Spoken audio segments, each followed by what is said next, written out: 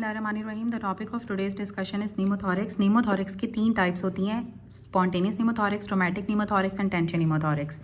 जो स्पॉन्टेनियस नीमोथोरिक्स होता है वो प्राइमरी या सेकेंडरी हो सकता है। ट्रोमैटिक नीमोथोरिक्स कोई ना कोई ट्रॉमा की वजह से होगा, जो कि ब्लंट ट्रॉमा भी हो सकता है या फिर कोई पेनिट्रेटिंग ट्रॉमा भी हो सकता है।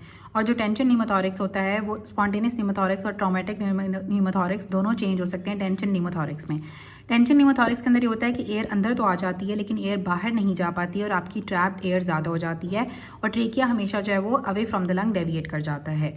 अब जो स्पॉन्टेनियस नीमोथोरिक्स है, इसका जो प्राइमरी होता है, इसमें जो पेशेंट होगा वो टॉल होगा, थिन होगा, यंग मेल होगा और जो एपिकल ब्लेब्स होते हैं उनका रप्चर हो जाता है या फिर जो एपिकल सिस्ट होती हैं उनका रप्चर की वजह से स्पॉन्टेनियस नीमोथोरिक्स जो कि खुद ब खुद ही डेवलप हो जाता है।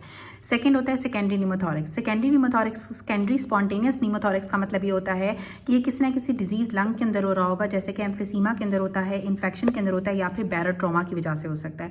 बैरो ट्रॉमा में जब आप मैकेनिकल वेंटिलेशन देते हो हाई प्रेशर के ऊपर तो उसकी वजह से भी आपको स्पॉन्टेनियस नीमोथोरिक्स डेवलप हो जाता है, जिसको हम सेकेंडरी स्पॉन्टेनियस नीमोथोरिक्स कहते हैं।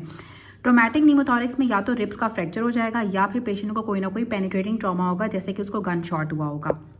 अब जो नीमोथोरिक्स होता है इसमें जो साइन एंड सिम्टम्स आते हैं कि पेशेंट को शॉर्टनेस ऑफ ब्रेथ होती है, ट्रेकिया जो होती है इसकी ऑपोजिट साइड के ऊपर डेविएट कर जाती है। जो भी डिजीज़ लंग होगा उससे ऑपोजिट साइड पे ट्रेकिया डेविएट कर जाएगी।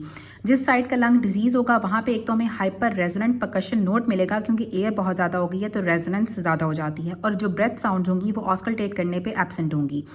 तो यहाँ पे ये बताया हुआ था कि जो राइट साइड पे जो ब्रेथ साउंड है वो एब्सेंट है, राइट साइड पे हाइपर रेजोनेंट परकशन नोट है और जो ट्रेकिया जो है वो ऑपोजिट साइड के ऊपर है, मतलब कि लेफ्ट साइड पे है और साथ पेशेंट को शॉर्टनेस ऑफ ब्रेथ है तो ये राइट साइडेड न्यूमोथोरिक्स होगा।